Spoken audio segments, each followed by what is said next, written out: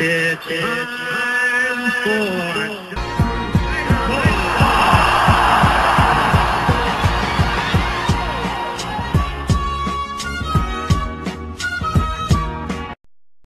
Hey, what's up guys? David Franco here, nextlevelballplayer.com, hanging out with Brad Snyder.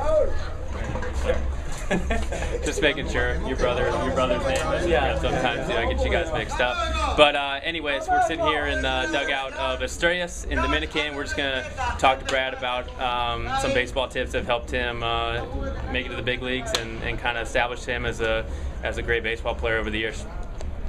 All right. So Brad, what's one thing that's kind of led to your success over the years that you've been able to kind of be consistent with that's helped you out a lot? Well, when I was younger, I worked a lot off the tee, and I feel like that is where you find your swing. You feel it out. You see what works for you, and I was taught, backspin them on a line in the back of the net and play games, try and hit spots. And we spent hours off the tee every day, and that's where I really learned the consistency of my swing and kind of knowing where my hands are at and just the feel. So, to pass that on to the younger kids, I would recommend for them, you don't always have somebody there with you to flip you or throw to you, so I would always have a tee with me. Wherever I could go, I would set it up and hit balls into a net or wherever it could be. But the tee was by far the best thing to help me out over my career.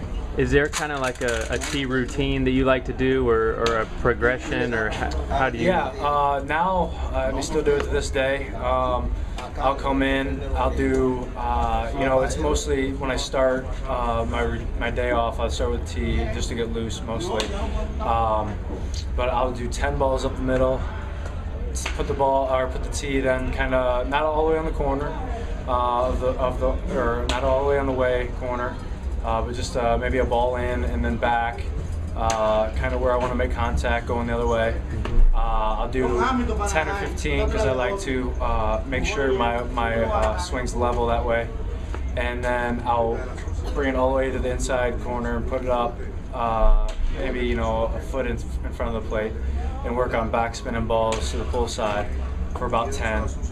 And then I'll come back usually right in the middle of the plate, roll low, drop it down about knee level, that low strike right down the middle, and work on backspinning balls to the back of the net for maybe a couple more. So you're looking at, I do about 20 to 30 swings roughly to get loose, but I always start middle, go away, and then end up back in the middle again, just to kind of make sure that's where I want everything going, is the middle. Yeah.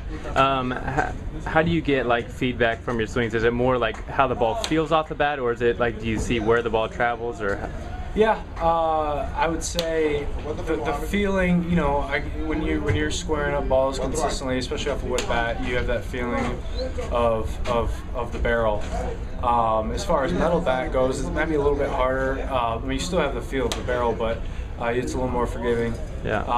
I would recommend to as young as they go to use a wood bat in training, at least for some of their conditioning or some of their routine, and get that feeling of centering the ball in a smaller spot consistently, and that'll just when they move to the metal bat, it'll have even more play to work with there.